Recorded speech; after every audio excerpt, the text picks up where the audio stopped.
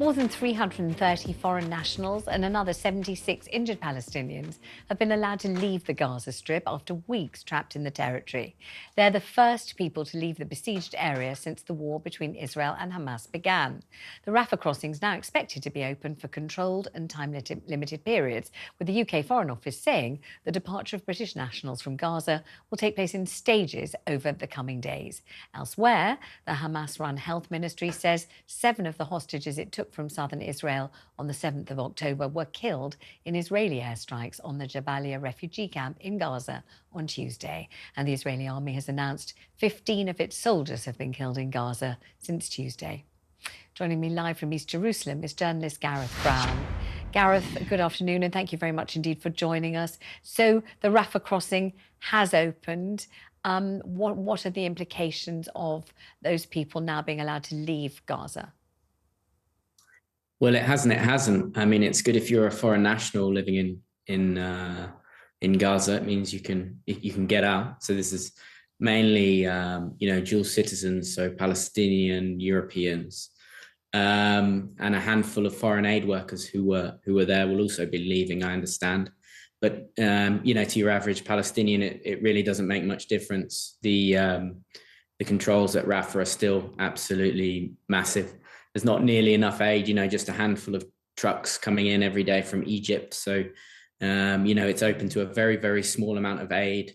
And the people that can flee are only those who are lucky enough to have a foreign passport. So, I mean, obviously it's a starting point, but, 3 weeks in, we're not seeing the significant traffic across the border, which might help people who want to flee, and might also, allow the international community to get the aid in medicine, food, water, to alleviate the absolutely desperate humanitarian situation that's unfolding in Gaza. Why is Egypt not lining up truck after truck of supplies, ambulance after ambulance, nurse and doctor after nurse and doctor, and having them standing by the Rafah crossing ready to get in there? What's happening on the Egyptian side?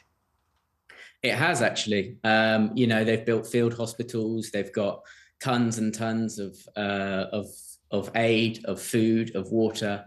It is exactly as you described it. Everything is good to go, but Israel is severely limiting what can come through that border, and it's insisting on very stringent checks on the trucks that come through. So the border is with Israel. That border is between Gaza and Egypt, but it's actually the Israeli authorities that are severely kind of limiting what can and can't go through. I mean, just a few weeks ago, we saw Israel conducting airstrikes on the border crossing.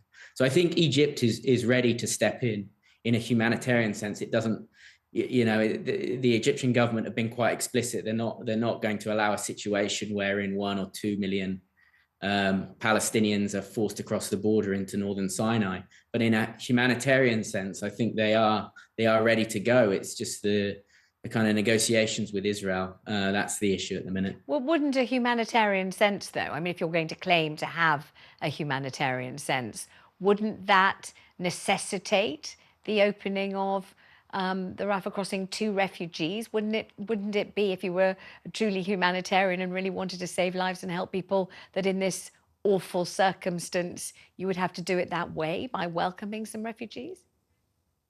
Yeah, I mean, you have to take into consideration, how destabilizing a significant number of refugees could be for Egypt domestically, politically. I mean, we have a few thousand people crossing, the channel to come into Britain.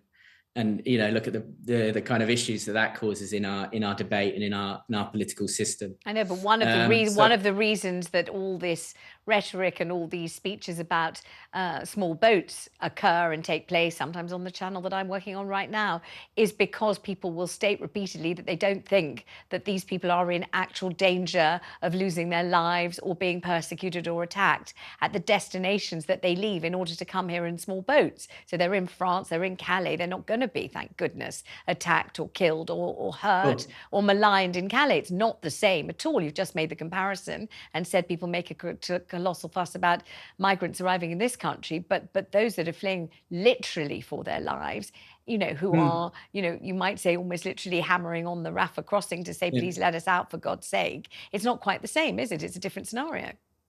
No, I think look at Egypt. Egypt has massive national security concerns to take into consideration here.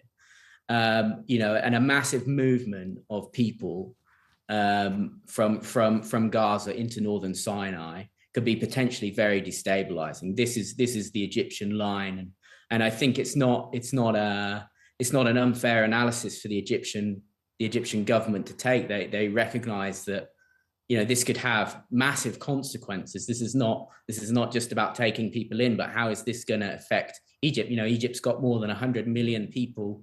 It's had quite a testing decade politically. It's got a just explain to people who might not know what the Egyptian government is and what it stands for and how it feels about Hamas.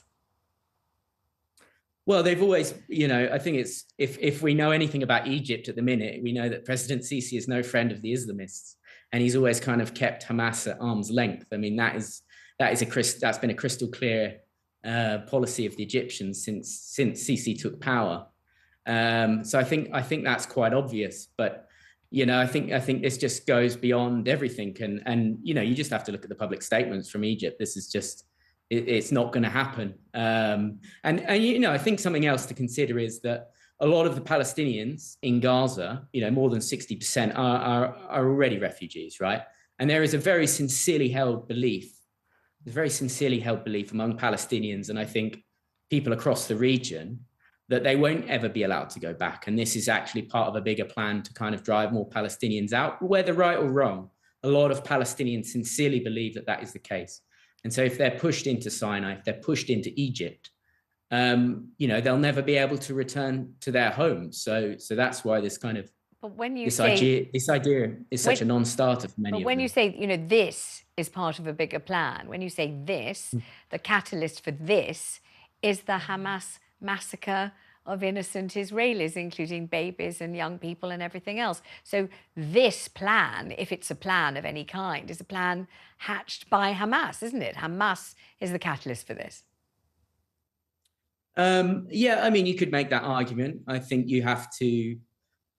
I mean, we're all trying to understand exactly what Hamas tried to achieve on October 7th, frankly, and I don't think anyone has a clue. There's a lot of I think it's pretty safe to say that when Hamas did what it did and massacred the greatest number of Jews since the Holocaust in one day, unprovoked, that Hamas knew without any shadow of a doubt that Israel would have to rise in retribution and would have to retaliate, would have to try to ensure its own survival and safety of its citizens. So you could say that Hamas hatched this plan. So if one of the effects of it were to be that Palestinian refugees would have to flee to the Sinai desert, that's not an Israeli plan, that's a Hamas plan, isn't it?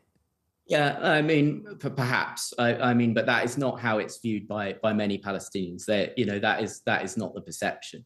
But I also think this idea of sending people into Egypt is just I think it would be a very bad idea for the Israelis too, in a security sense. I mean, they've spent 30 years. Hamas have had this presence in Gaza.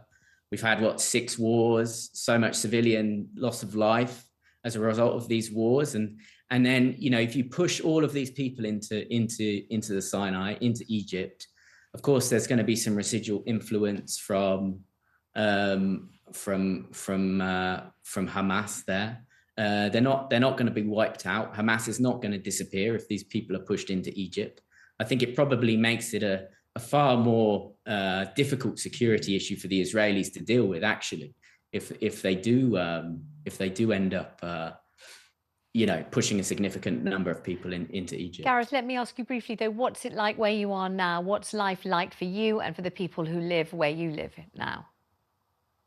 Well, I'm in I'm kind of splitting my time between occupied East Jerusalem and the West Bank. And the West Bank is really simmering. It's, most of the Palestinian towns and cities are basically locked down. So it's very difficult for Palestinians to go between towns and villages in the West Bank because there's a lot of Israeli checkpoints. And I think what we've seen in the West Bank since October 7th is this huge spike in settler violence, which has a lot of people worried. We're at 120 killed. Now, that obviously pales in comparison to the figures that we've seen in the south of Israel and in Gaza, where the figures are well into the thousands. But we are seeing unprecedented levels of violence, almost unprecedented levels of violence in the West Bank. We're seeing people being killed, by the Israeli military and by settlers at a rate that we haven't seen for 20 years. And, Israel has got so many of its forces in the south. It's also very concerned about this potential northern front, a war with Hezbollah in Lebanon. And here the West Bank is boiling. It hasn't exploded yet, but if you speak to officials, you speak to Palestinians, even you speak with the Israelis, there's a real concern that this kind of settler violence is going to lead to some kind of wider scale issue in the occupied West Bank. So I'm very much keeping an eye on the situation there. Gosh, I mean, the risk of escalation terrifying prospect, isn't it? It's an absolute tinderbox. I hope you keep safe. I thank you very much indeed for reporting for us today. Thank you very much, Gareth.